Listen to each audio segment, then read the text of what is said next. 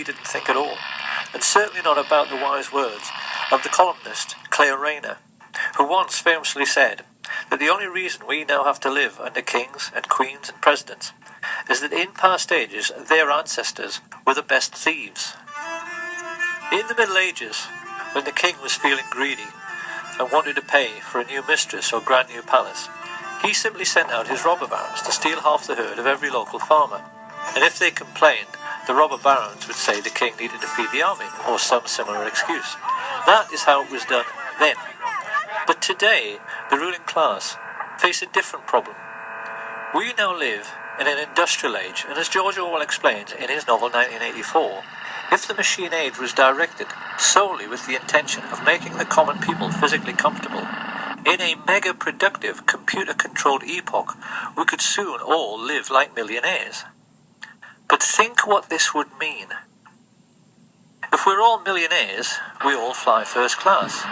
So the king and the queen and the president have to wait in a queue with everyone else. And do you honestly believe the Queen of England would wait in a queue behind you? If we're all millionaires, we all play golf. The king and the president can't get on the course, and there's no room on their exclusive beach. Orwell himself would have said the most important single sentence in 1984 was this one: if it once became general, wealth would confer no distinction. Our lords and masters are not going to wait in queues with the rest of us. So the special problem which fat cats face today is how to keep the wheels of industry turning, because as Orwell explains, the oligarchs have to make use of the masses without significantly raising the general standard of living. This is a more sophisticated age, so the robber barons need a more sophisticated means of stealing most of the wealth and of keeping most of the common people in poverty. What the rich face today is a situation in which the common people spend most of their lives on a 9-to-5 treadmill. They make things in factories, they grow things and harvest them, they teach in the schools, nurse in the hospitals, and as a result of their daily labours, a huge mountain of money is produced. Now the rulers have a problem. How can they keep the ordinary people hard at work so they're too exhausted at the end of every day to think about whether this is a fair system? The solution, as Sam Giancana explained, is to invent a foreign enemy, a boogeyman, who wants to conquer the whole world. This becomes a perfect excuse to make people pay for a sophisticated array of increasingly expensive weapons, which are made by companies which the fat cats themselves own. And in one neat little scam, the modern robber baron has a means of stealing most of the wealth produced by Western society, while leaving the common people with just enough crumbs to keep them going. Every year, America's oligarchs take $3 trillion out of the United States economy. According to some estimates, we cannot track $2.3 trillion in transactions. $2.3 trillion with a T.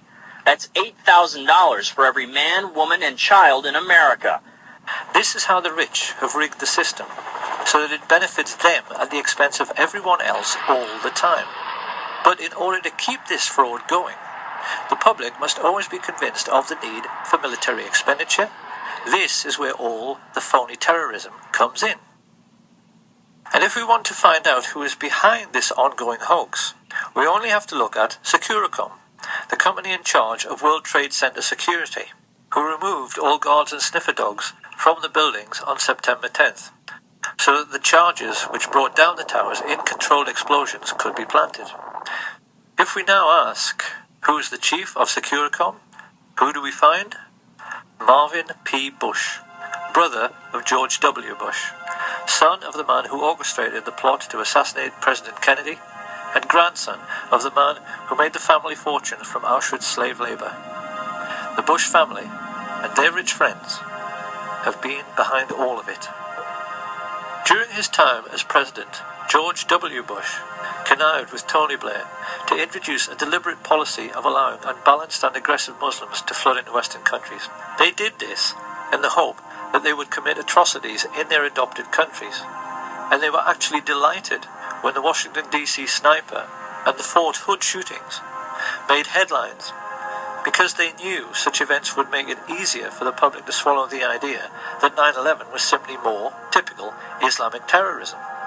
The truth is that Islam is simply being used like a pawn on a chessboard in a game the fat cats have been playing since World War I. 70 years ago, they gave us what they called their Hitler Project. 50 years ago, it was the JFK assassination project.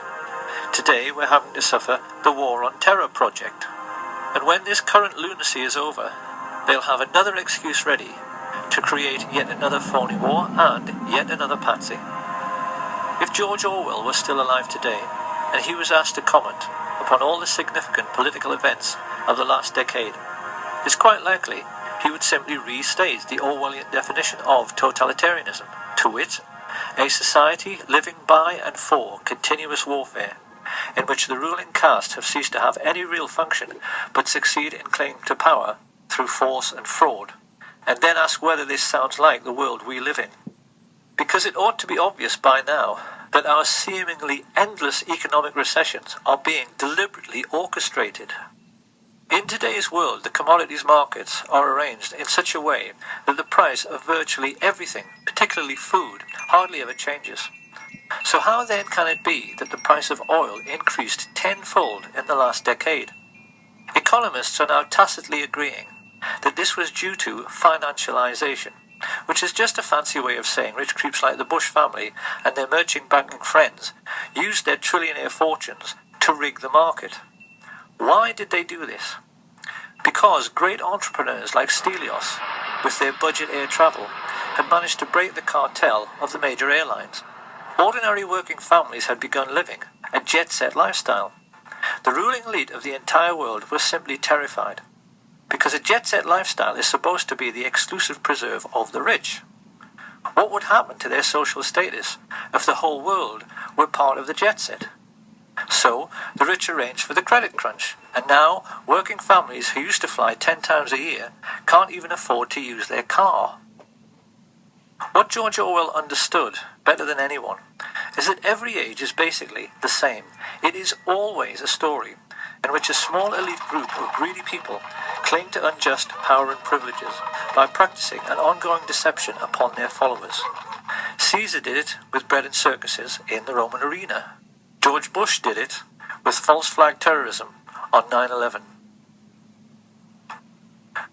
British newspapers have told their readers that the Queen of England is only the 10th richest person in the UK with a fortune of $3 billion.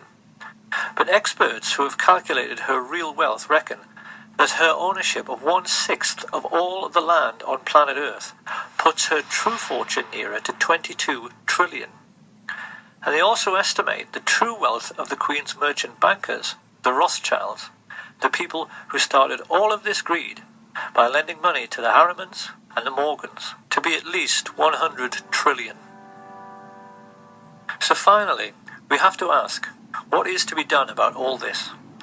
For in the case of America, it is obvious that in order to honor the memory of President Kennedy, Americans are now duty-bound to finish his work by finally ending the worldwide tyranny of the CIA. The time has come for ordinary Americans to ask their strong men in uniform just exactly what and who they think they are defending. And they better not take too long about it. Having established Islam in the West in order to provide us with an enemy, the elite have recently started on the second phase of their master plan, which is to wipe out anyone who is sick or disabled. In Britain, this has been manifest in the Atos scandal, which has stopped all welfare payments to people with terminal illnesses and allowed invalids, who in some cases have no limbs, to starve to death. The extermination of anyone considered feeble-minded or infirm was exactly how the Nazi regime began. And now they've started doing it again. What most amazes me in all of this is the naivety of the good people in the truth movement, who go on and on saying they want an independent inquiry. The Bush family and their rich friends are not going to investigate themselves. And there isn't any authority on earth above that of the ruling class, so it's never going to happen. These people have got the police and the judges and the justice system completely under their control. The Queen of England cannot be prosecuted for anything, not even genocide, in a Crown Court, because the Crown Courts are hers. She owns British justice. The only way to change our corrupt system is through revolution. Everyone has to sign up to the Revolution Now website, and then the people have to march on Washington, just as they did for CIA agent Barack Obama's inauguration. Only this time, they need to kick him and every other crooked politician out and take power genuinely for the people's sake. And once again, they better not take too long about it, because the last time the rich decided to play a really big trick on the world, 6 million lives were extinguished. Supposing they decide to give us the world's first incidence of